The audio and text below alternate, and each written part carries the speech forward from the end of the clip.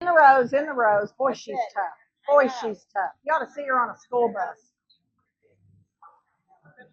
Down, down, down, down, down, down, down.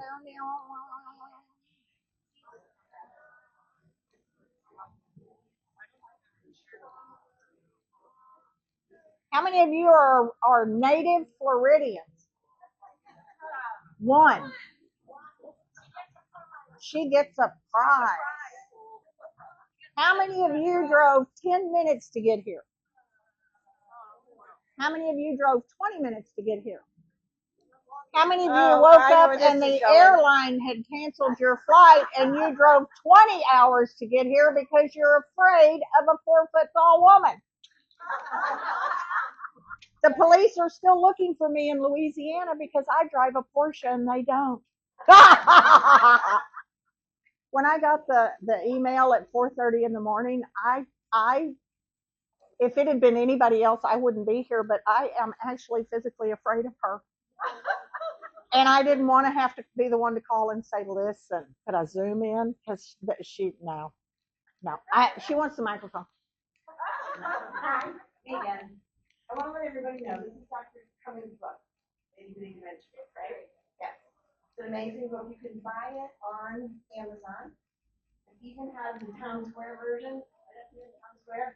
There are multiple versions. I think Arts and Courts has got one. Not anymore, they don't.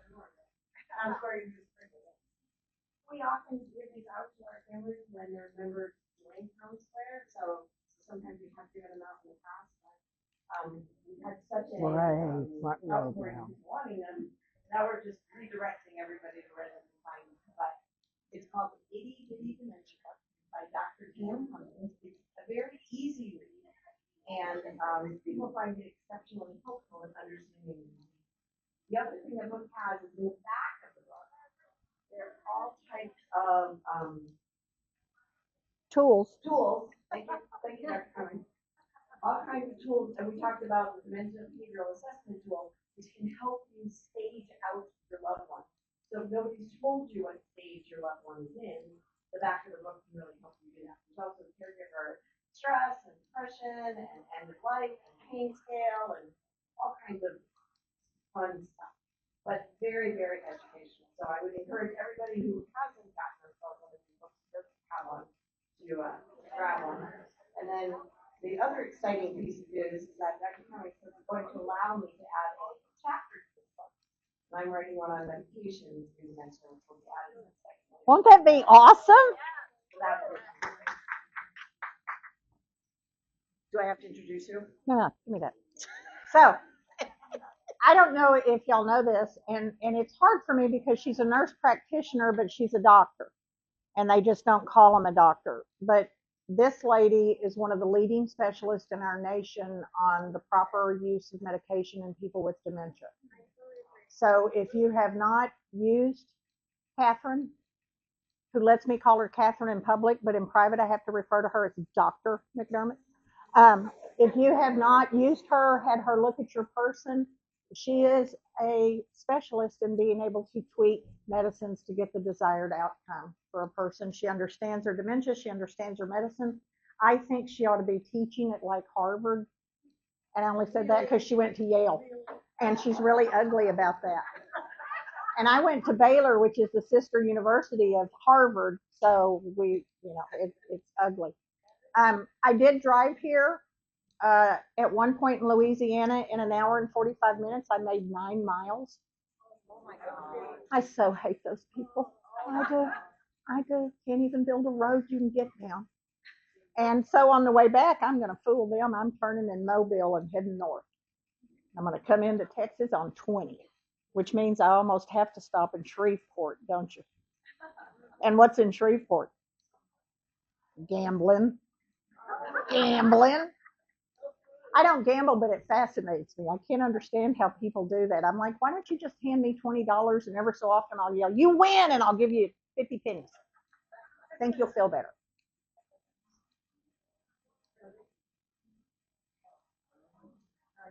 There's important stuff happening at the door. There's door things happening. Is everybody getting their stuff stamped? Somebody tried to stamp my hand, and I said, no, I'm Church of Christ. That might look like a tattoo to my mother, so I can't do that. And as I walked in, I said to Catherine, wasn't I here recently? And she said, yes, you were. And I said, any idea when? And she said, it was the day your mother died. I went, oh, yeah, I remember. No, I knew that mean old woman would either die while I was in Sarasota or she'd hang on 3 more days and die on my birthday for meanness. So instead, she got married on my birthday for meanness, and that's just how she was. Well, now that we all feel better and I'm happier in my grief process, I kept scaring Skylar because I'd call randomly and go, what am I speaking on? And then I'd say, really? And I'd hang up and she'd panic. And finally, Catherine said, would you stop doing that? The poor woman's got a sick kid. And I was like, okay.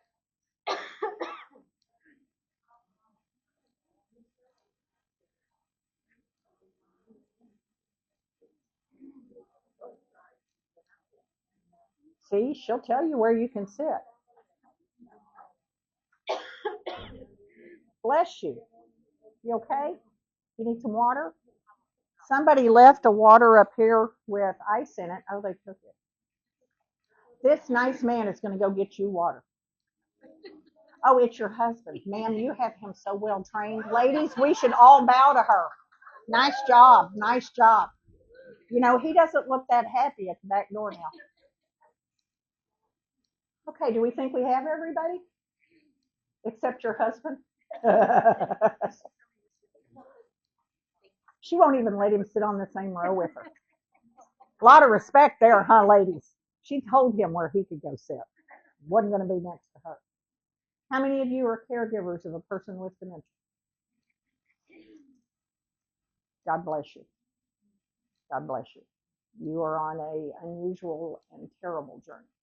And I am so sorry. And I am so grateful. I truly, truly am that you live in an area where you have Catherine.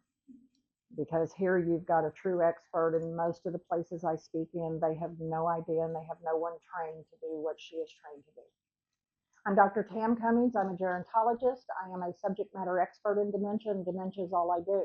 I actually know just as much about conception and little kids, but I don't like little kids, so I skipped that, you know?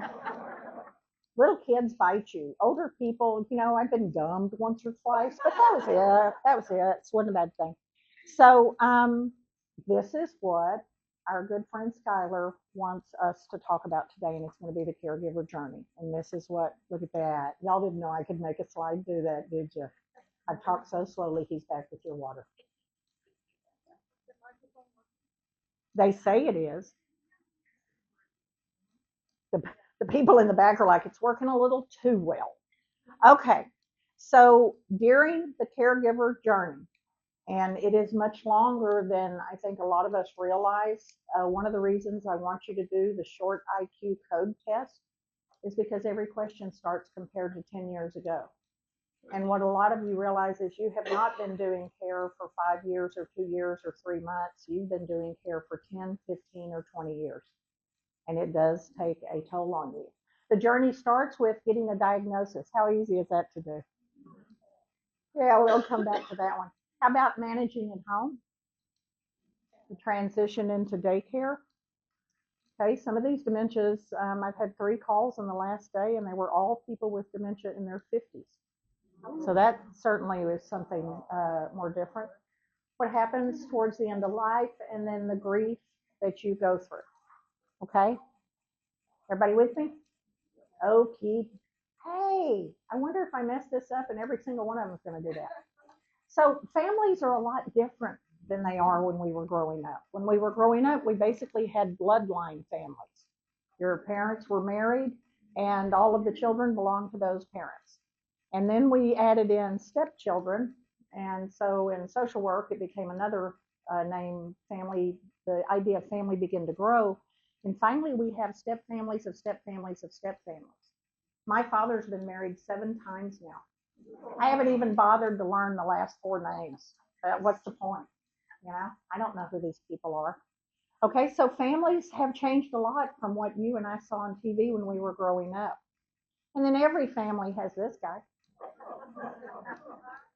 In my family, they were always referred to my father by these initials. You remember J.R. Ewing? Well, he's J.D. Cummings, and we changed one of his initials. So every family's got this guy who's really only looking out for what his best interests are. Y'all seen this guy? It is going to do that on everyone. I am so sorry. Everybody's got one of these. Can you name who it is? One of my nephews showed up at a family event, and all of a sudden 15 people in my family ran outside to lock their vehicles. Every family's got one. You just got to know who they are. It is going to do it on everyone. I apologize, y'all. Not all children get along. This would be a picture of me and my siblings, but there's no knives and guns. We grew up in Texas, so we had more weapons. But not all children get along. That is a myth. And they don't get along as children. They don't get along as adults.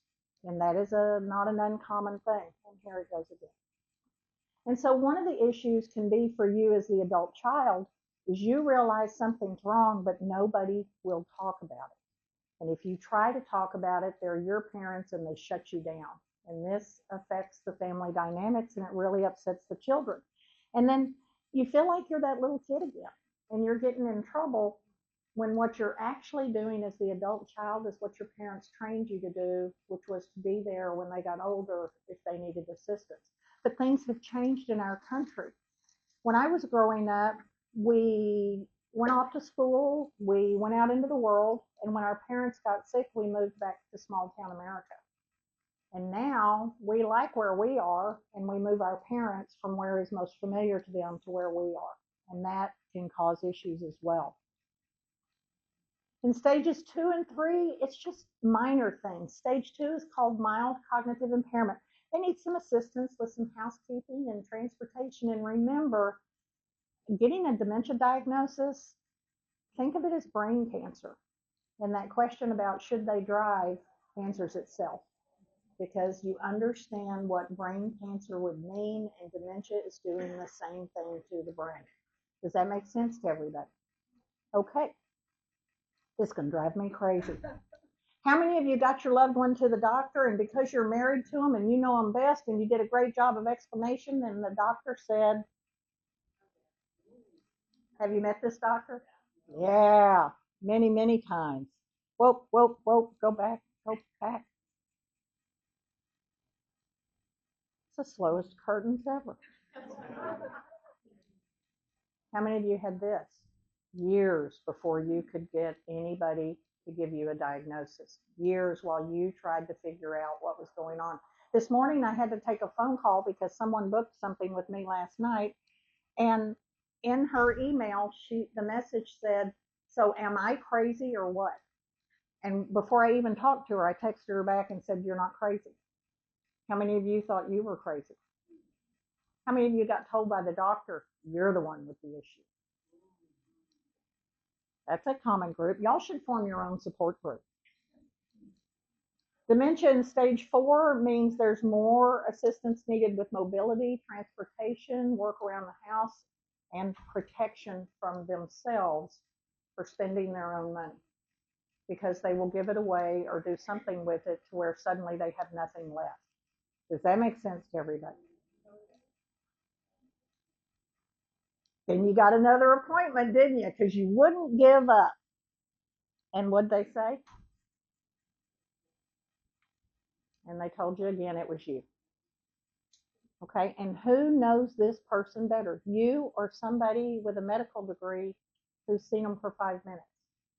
And by the way, has anyone noticed that on the medical degree, nowhere does it say, I barely passed? But doesn't common sense tell you 50% had to be in the bottom half of the class? Okay. And maybe it's you. Maybe there's nothing wrong here. You know why? Because I'm not a dementia specialist. I only saw your person for 5 minutes and I didn't do my job. If you went to your PCP and said your big toe hurts, where would they send you? Y'all don't know what a foot doctor is called in Florida? Thank you. If you said I've got a spot on my skin, where would they send you? If you said my knee creaks when I walk, my heart feels like it's going to explode and come out of my chest, I don't feel like my head is working right. Oh, you're just fine. And that's the most common answer given, is not a referral to a dementia neurologist, but no referral at all. And you know something's wrong, and now you've noticed they're beginning to repeat things. They call you at work over and over again and don't seem to realize that they've already called you today 12 times. They don't remember things, and they do things like make lists and fold. Now, I want you to understand this. How many of you make lists to go to the grocery store? How many of you make lists to get around in your day? You're just a list maker. These are lists of their phone number over and over again, their address over and over again, their children's names over and over again. It's not the same as the list you're making. Okay? Now, who doesn't remember people's names? You know, after the age of 50, your brain goes, yeah, I've met as many Johns as I need to meet. I don't need to meet anymore, so I'm not even going to bother remembering you because you're not marrying anybody in my family and I don't care. Okay? How many of you went into a room and didn't remember what you went in there for? Oh, Lord, I've got it now too. No, you don't. You have normal brain function. Your brain doesn't care what it's looking for. Your brain is basically naughty. It wants to sit on the couch, watch bad TV, and drink beer. Don't listen to your brain. Okay? Does that make sense? Here we go again. I tried to get Catherine to let us do our hair this color, and she said no. In severe dementia, which is stages 5, 6, and 7, families assist with transfer, ambulation, toileting, bathing, grooming, dressing, and eating. Those are the activities of daily living. And that's what you as a family member slowly begin to take over and do for your loved one. And just so you understand, managing behaviors is especially challenging because no one explains that this is a brain disease. And because of that disease, the person will behave differently. And people with dementia have at least one behavioral episode a day. The most common cause of that behavior is untreated chronic pain. How many of you have pain right now, but you've been taught all your life to never admit it, so you won't tell me right now, even though I know you're fibbing and you do have pain, because you can't live without developing pain. Okay? When your pain is not treated or when your brain is too damaged for you to control yourself because of how bad you hurt, you'll suddenly kick or punch or strike someone. And so the tool we use for that is called PainAD, because it allows us to look at the pain assessment in advanced dementia and determine if your person needs pain medicine. Okay?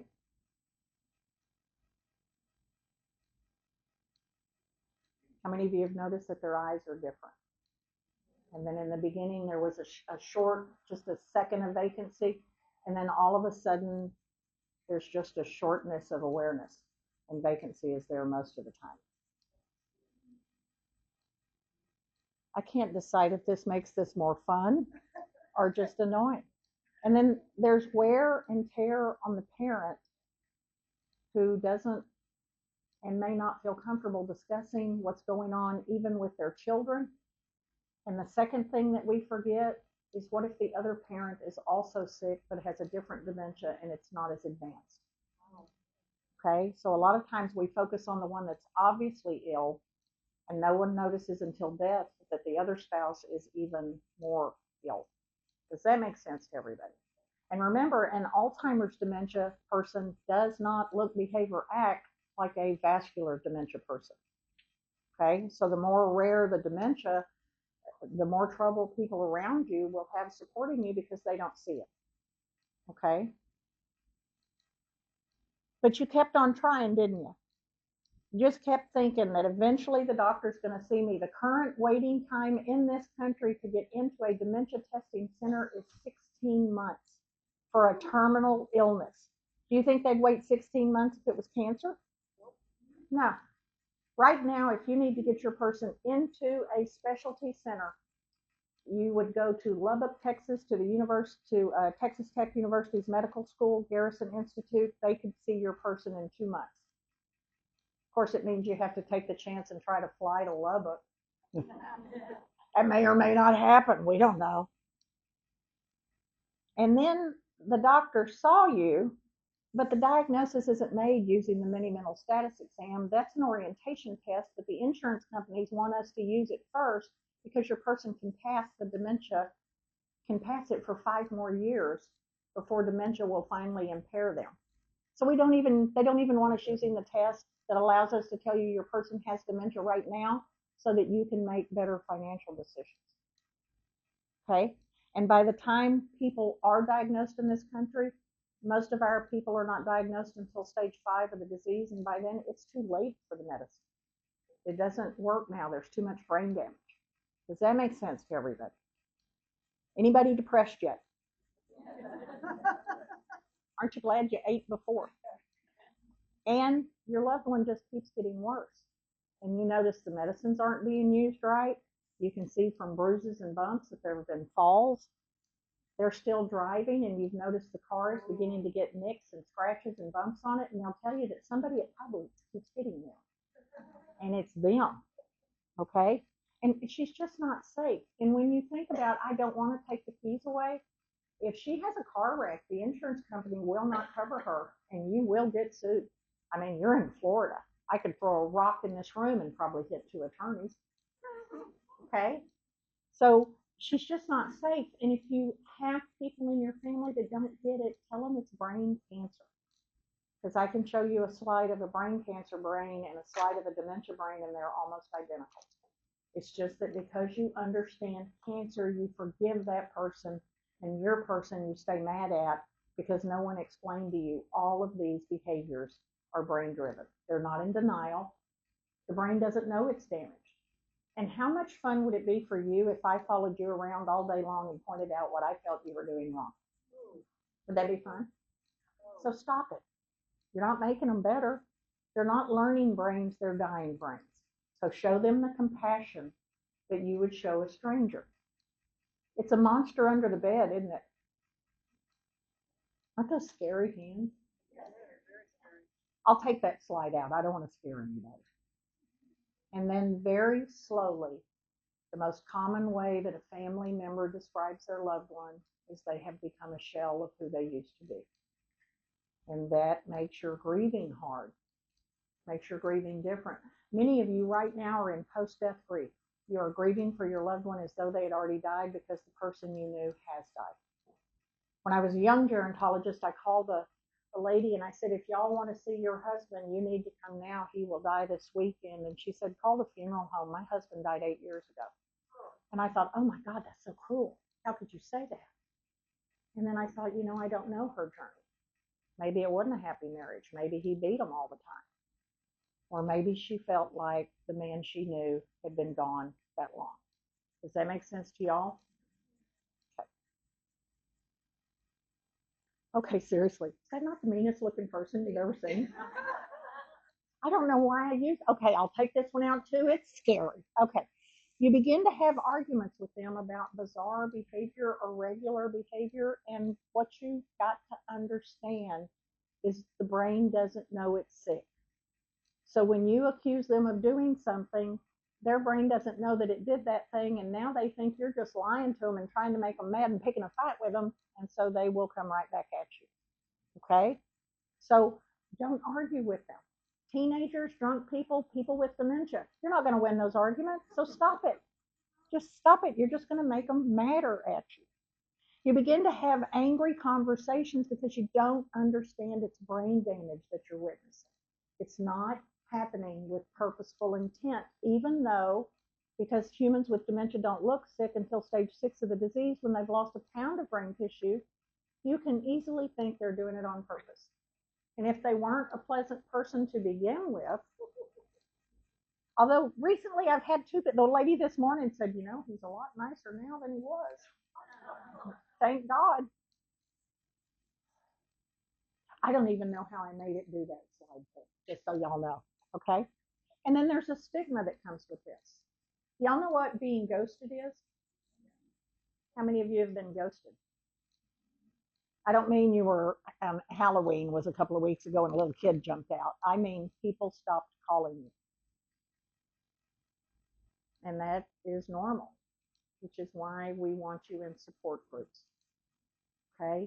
Because your friends and support groups are the ones that will be there with you all the way through to the end. Friends appear, reappear, disappear. And then some of them create havoc. I knew a woman and her mother began to be very agitated in the community that she was in. And she couldn't figure out why. Why had this had suddenly happened? And when she talked to the staff, it turned out one of the lady's old friends had found out what city and what community she was in. And she was calling her.